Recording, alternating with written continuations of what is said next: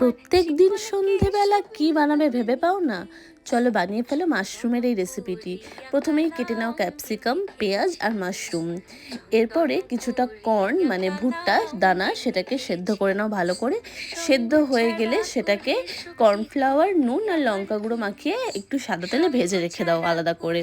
এরপর ওই তেলের মধ্যেই অ্যাড করে দাও রসুন কুচি। রসুন কুচি থেকে ফ্লেভার বেরিয়ে এলে ওর মধ্যে অ্যাড করো পেঁয়াজ আর ক্যাপসিকাম কুচি।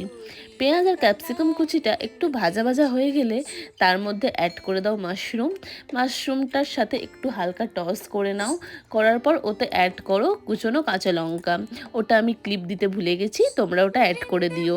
এরপর ওর মধ্যে অ্যাড করে দাও কিছুটা গোলমরিচ গুঁড়ো আর কিছুটা স্বাদ মতো লবণ। এরপর অ্যাড করে দেব আমরা যে কর্নটা ভেজে রেখেছিলাম সেটা। আর তারপর অ্যাড করব chilli sauce, tomato sauce, soya sauce একটা মিশ্রণ করে সেই সসের মিশ্রণটাতে অ্যাড করব। দেখো এটা কিছুটা চিলি চিকেনের মতো বা চিলি পনিরের মতো লাগবে। তো এটা চাইলে তোমরা জল দিয়ে গ্রেভি করতে পারো আর চাইলে ড্রাই রাখতে পারো। কেমন লাগলো?